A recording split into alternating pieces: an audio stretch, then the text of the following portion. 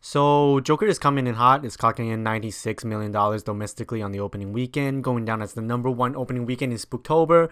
And by the time I'm recording this, it's already become the highest grossing R-rated film ever. And just 5 minutes ago, I guess it is set out to beat the first $1 billion R-rated film. It's crazy. It's a huge movement. The whole controversy around it just supported it. So, after different portrayals of the character, we finally got a standalone Joker origin story that people wanted. I remember watching Batman The Killing Joke when it first came out 2 years ago. I'm not the biggest fan of it. But the fact that Todd took that as a foundation and sprinkled in some Scorsese to make this film is something everyone was really excited about. This one has nothing to do with DC, which I thought was fantastic because it is such a mess, whatever the DCEU is doing right now. They rather troll everyone at the It Chapter 2 screening than anything else. And this is that supposed cinematic universe that's heading for a reboot for the 2016 Suicide Squad right after it came out, completely disrespecting and ignoring whatever happened in that first one. Anyhow, Todd, the director explicitly stated that they're not heading for a sequel on Joker. Joaquin isn't exactly the guy you look for a franchise either. So it's nice to see a comic book film just stand on its own for a change. So this time they got Joaquin Phoenix to play the role. A guy who I consider to be one of the best working actors today. And he's been taking all these character-centric or studies roles from Don't Worry, He Won't Get Far on Foot or to You Were Never Really Here. And just see how long the title of his next film get. Anyway, this video is gonna be ideas just scattered all over the place. I just want to say my piece and get out real quick. One of the things that really grabbed my attention when I watched this film was the score. The film is scored by Helder Guadagnotte.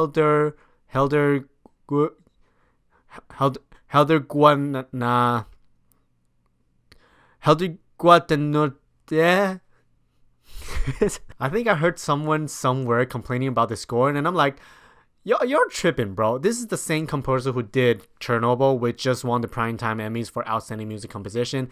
I loved it. I love the show as well. So if you want to go check it out, please do. Chernobyl is a fantastic show. She was also associated with Johan Johansson. Together they did Mary Magdalene, which also stars Joaquin. They did a bunch of Denis Villeneuve films as well, like the first Sicario. But after Johan passed, rest in peace, Hilder took Day of the Soldado to herself to continue the legacy. They also did Prisoners, Arrival, The Revenant, very Icelandic, I know. But what she did here with Joker is actually quite interesting to me. I have listened to the score several times now, and every time I have a different feeling about it. It's definitely a wonderful piece of music. I just can't decipher how I feel about it just yet. The cool part of this is that they actually shot the film while Hilder is scoring, so the music in the film itself develops simultaneously. Like for example, the opening scene when Arthur is practicing his smile, they played the music on set, and that's how they got the shot and that beautiful single tear out of the Joaquin, which, just by the way, fan-fucking-tastic performance, okay? But what I found funny, isn't it ironic that Commissioner Gordon himself name-dropped Joaquin just a year ago, wanting him to play the Batman? Yeah. If he doesn't act in it, who would you suggest taking over that role? I'd like to, I'd like to see someone like Joaquin Phoenix play it. And this motherfucker comes out and plays the Joker. This brings me to the second thing I want to talk about, the debate on who's better, right? Heath or Joaquin, when the answer is obviously Jared. Look, since its release, people are comparing the two performances and their portrayal. To me, I'm gonna go with Heath on this one, but what's the point anyway? They're incomparable. One is a supporting character, just keep in mind, and doesn't have much development when it comes to backstories. One is a lead, where we see the making of the character more than the character itself. The point is, they're both so different, and it's impossible to say who's better because they're so different. But one thing I like to say though is that among all these portrayals of Joker, Joaquin is the only one being held in such high regards, leveling Heath. Just saying. There are thousands of videos out there debating who's better, so I'm not going to say anything more than that. However, I will link a video in the description below. It's by Karsten Runquist, where he compares the two in a more, interesting way. So go check it out. One of the biggest things that popped out from this movie is the concerns moms have online, saying how it can push unhinged people in doing the same thing as the Joker because it somehow glorifies the doing of Joker, where the film clearly doesn't glorify what he does. Okay, boomer. So it sparked a whole lot of controversies that, in my opinion, there's no controversies, but let's talk about it anyway. Y'all know that we're living in a society. where it's wrong for you to not be triggered or get mad at something everyone else is. The film is rated R, and I saw parents bringing in their 10-year-old daughter to the screening. True story art, by the way. They walked right past me. The little girl was covering her ears because the sound of an IMAX theater was so damn loud. And she said, "Mommy, can we leave now?" And the film hasn't even started yet. It's still playing the trailer. I fucking guarantee you the people who are writing all these posts and articles saying to boycott Joker, half of them are the same fucking people who bring their 5-year-olds to the movie. And the other half didn't even watch the movie because they're quote unquote boycotting it. This is an issue Todd completely realizes, and that's the irony of it, right? That the people who are bitching about it didn't even watch the movie at all because they don't want to support it. But then again, how do you know if you don't want to support it if you haven't watched it? It's like leaving Neverland all over again. But anyhow, to me, there's no controversy there. We're not really moving forward if this is the mentality we're going to take for every film that's coming out.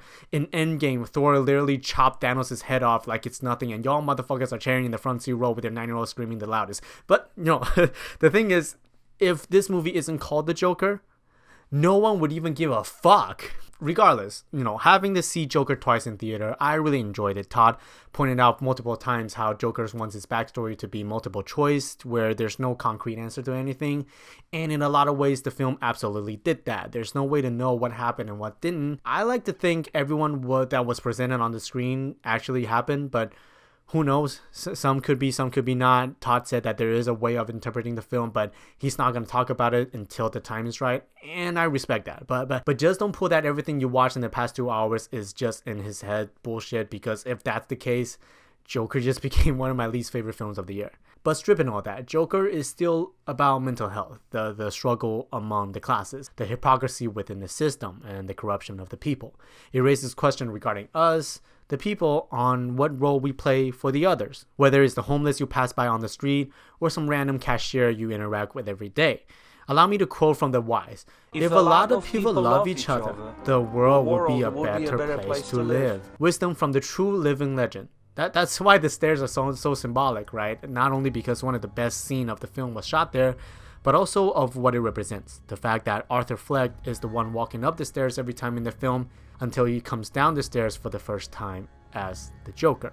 Every time Arthur does his little dance, a little bit of Joker comes out until Arthur finally dies with his mother in that hospital bed. And I think that's why I love the poster so much, because while the story captures Arthur's downfall, it is, on the other hand, literally the Joker's uprising.